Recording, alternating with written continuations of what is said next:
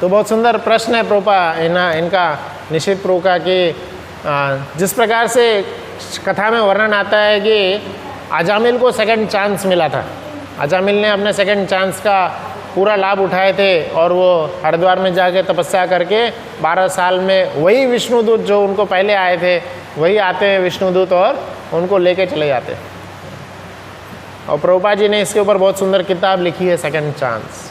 तो प्रश्न ये है कि हमें भी कई बार सेकंड चांस मिलता है, सेकंड थर्ड फोर्थ, है ना। प्रभु जी स्पेशली बता रहे थे 12th चांस भी मिलता है पर फिर भी हम नहीं लाभ उठाते। तो इसका बहुत सुंदर सा आंसर और एकमात्र आंसर क्या है कि हम आलसपना के कारण इस माया जगत में फिर से फंस जाते हैं, फिर से माया के पास जाने का हम ऑप्शन चूज़ करते हैं, फिर से कृष्ण से दूर जाने का ऑप्शन चूज़ करते हैं। चांस तो मिला बट फिर भी हमने खुद से होकर के जो है आलस प्रमाद ये सब में आकर के उस चांस को गवा दिए। हर बार हम गवा देते। श्रील प्रभुपाद जी से उनकी वाइफ ने सीधा पूछे थे, नहीं श्रील प्रभुपाद जी ने उनकी वाइफ से पूछे थे टी और मी, उनकी वाइफ ने बोले टी। प्रभुपाद जी ने वो चांस बिल्कुल नहीं गवाया, सीधा छोड़ के निकल गए और आज इतनी बड़ी संस्था छोड़ बना दी। तो ऐसे कई सारे सेकंड चांस मिलते हैं बट हमें परम भगवान श्री कृष्ण के प्रति वो आसक्ति नहीं है, परम भगवान श्री कृष्ण के प्रति वो लगाव नहीं है ना। परम भगवान श्री कृष्ण के प्रति वो उनकी बारे में जानने की इच्छा ही नहीं है हमें। लौल्यम रूप गोस्वामी जो बता रहे हैं भक्ति में आगे बढ़ने का जो एकमात्र क्वालिफिकेशन चाहिए, जैसे हम डिग्रीज लेते हैं इस भौतिक दुनिया में तो हर पोस्ट के लिए कोई ना तो कोई क्वालिफिकेशन चाहिए होता है। तो यहाँ पे भक्ति में आगे बढ़ने का एक चीज़ चाहिए होता है लौल्यम। सिर्फ एक शब्द में रूप गोस्वामी ने क्वालिफिकेशन को बता दिए, लौल्यम। अजामिल के अंदर वो लौल्यम था। अजामिल ने लाइव देखा, उसके सामने उसको डिसाइड किया जा रहा था 3 यमदूत थे और 4 विष्णुदूत थे और यमदूत उसको 110% क्या बोलते हैं पूरा प्रूफ दे चुके थे, इसको हम नरक में ले जाके खोलते हुए तेल में खौलाएंगे और इसके सारे पाप गिना दिए थे।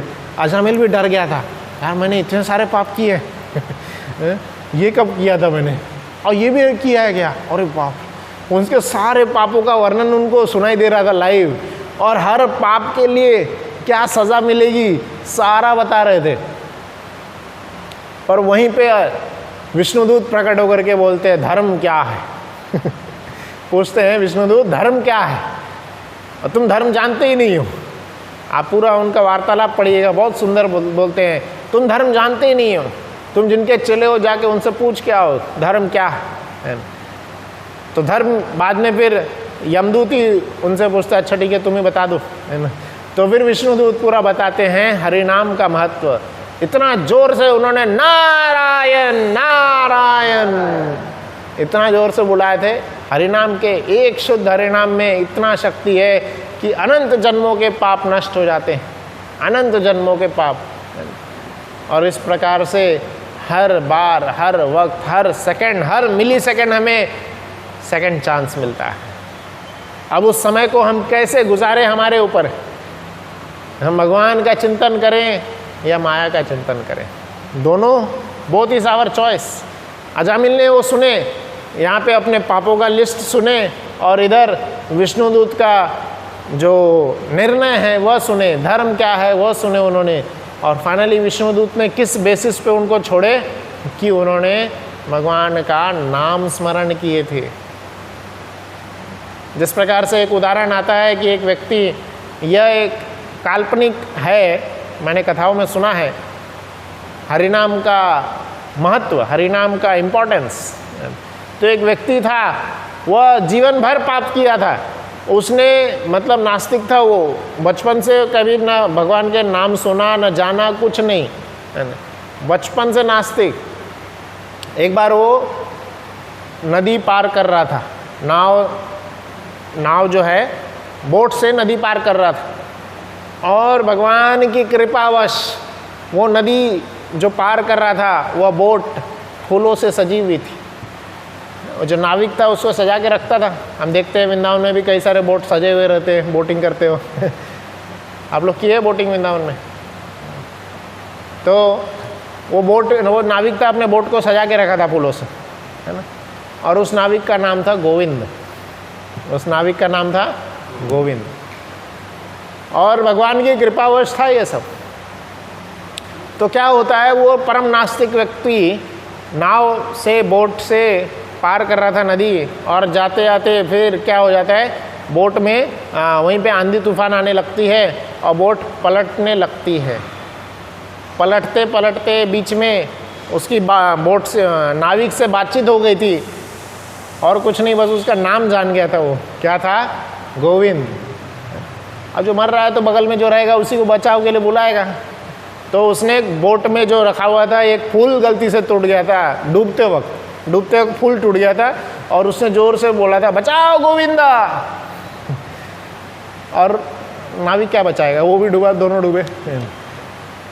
और फिर यह केस उस कथा में बता रहे थे कि यह केस जाता है यमराज जी के पास और वो शौक में हो जाते हैं कि इनके इतने बड़े जन्म का इतिहास है कि ये पूरे के पूरे क्या है, पापी हैं, पर अंत में इन्होंने गोविंद बोल दिया, बचाओ गोविंद, गोविंद नाम बोले।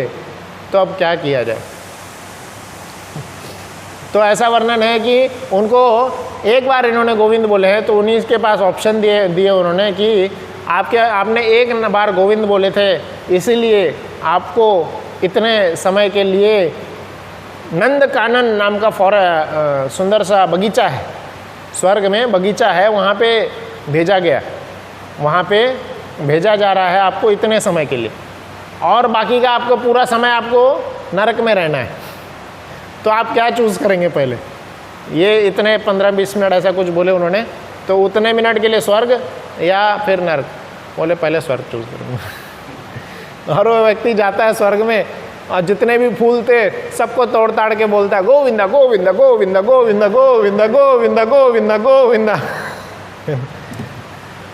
तो जिसको सही में रियलाइज़ हो जाएगा, जिसको सही में अपनी बुद्धि अकल ठिकाने आएगी और पता चलेगा कि इस सृष्टि का चक्र कैसे चलता है, ये सृष्टि बनाने वाले ने कैसे सृष्टि बनाई है और इस 84 के चक्कर से कैसे हम निकल पाएंगे, जिसको ये पता चल जाएगा वो भगवान का शरण कभी नहीं छोड़ेगा, वो सेकंड चांस को कभी मिस नहीं करेगा, वो हमेशा भगवान का नाम लेते रहेगा। और हम क्यों नहीं ले पा रहे? क्योंकि हम उसकी गहराई को समझ नहीं पा रहे। हमें क्या लग रहा है, जिस प्रकार से वो जो चिता जाती है ना, हरि नाम राम नाम सत्य है, फिर भी हर एक व्यक्ति को क्या लगता है, हमारा तो टाइम आएगा।